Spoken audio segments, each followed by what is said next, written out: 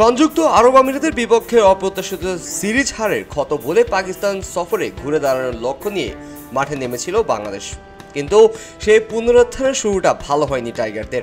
লাহোরে অনুষ্ঠিত সিরিজের প্রথম টি-20 ম্যাচে শক্তিশালী ব্যাটিং পারফরমেন্স দেখিয়ে বাংলাদেশকে 202 রানের লক্ষ্য দিয়েছে পাকিস্তানের অধিনায়ক সালমান আগা টস জিতে ব্যাটিং করার সিদ্ধান্ত নেন।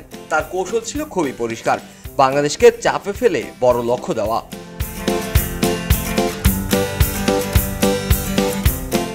শুরুটা অবশ্য স্বাগতিকদের জন্য ছিল হতাশাজনক। প্রথম ওভারেই শেখ মেহেদী হাসানের দুর্দান্ত ডেলিভারিতে সাজঘরে ফেরান পাকিস্তানের তরুণ ওপেনার সায়েম আইয়ুবকে। কোনো রান্না করেই গোল্ডেন ডাক মেরেই ফেরত যান তিনি।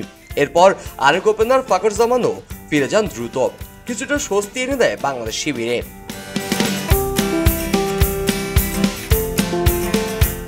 কিন্তু কথায় আছে গোল বল আর পয়সা যে কোনো মুহূর্তেই ঘুরে যেতে পারে। সেটি হলো আজকে বাংলাদেশ পাকিস্তান ইনিংসে। পাকিস্তান ইনিংসে সবচেয়ে বিধ্বংসী রূপ নিয়ে আসে তরুণ ব্যাটসম্যান হাসান নেওয়াজ। মাত্র 22 বলে 44 রান করে একটি ঝড় ইনিংস উপহার দেন বাংলাদেশকে।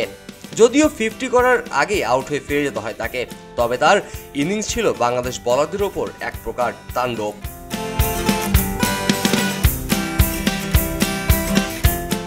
সবচেয়ে ধ্বংসাত্মক ছিলেন ইনিংসের শেষ ভাগে নামা শাদাব খান। শেষ দিকের ব্যাট করতে নেমে 25 বলে 48 রানের এক মার্কাটারি ইনিংস খেলেন এই অলরাউন্ডার, যেটি পাকিস্তানের স্কোর 200 পার করতে বড় ভূমিকা রাখে।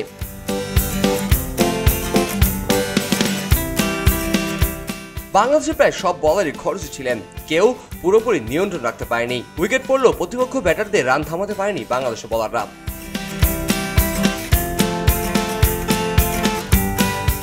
পাকিস্তানের নির্ধারিত 20 ওভারে 201 রান সংগ্রহ করে। এখন বাংলাদেশ সামনে চ্যালেঞ্জ 202 রানের বিশাল লক্ষ্য। বাংলাদেশ কি পারবে এই লক্ষ্য পৌঁছাতে, নাকি আবারও একটি হতাশার গল্প নিয়ে ফিরবে বাংলাদেশের বুকে? কাজী মোহাম্মদ আরাফাত, কে স্পোর্টস, খবরের কাগজ।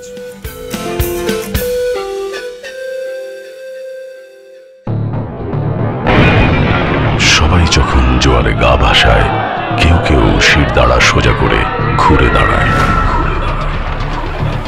সময় যেখানে প্রতিনিয়ত হার মেনে নিতে শেখায়, কেউ কেউ চ্যালেঞ্জ ছুড়ে দেয়।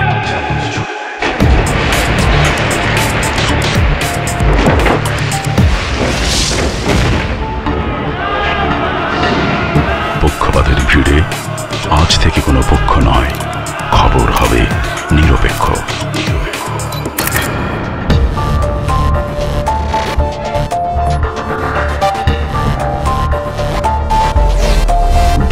তথ্যবাদ, খবর হবে নিখাত। ভেঙে গুজবের শিক, খবর হবে নির্ভীক। মুক্ত চিন্তার স্বাধীন দৈনিক খবরের কাগজ।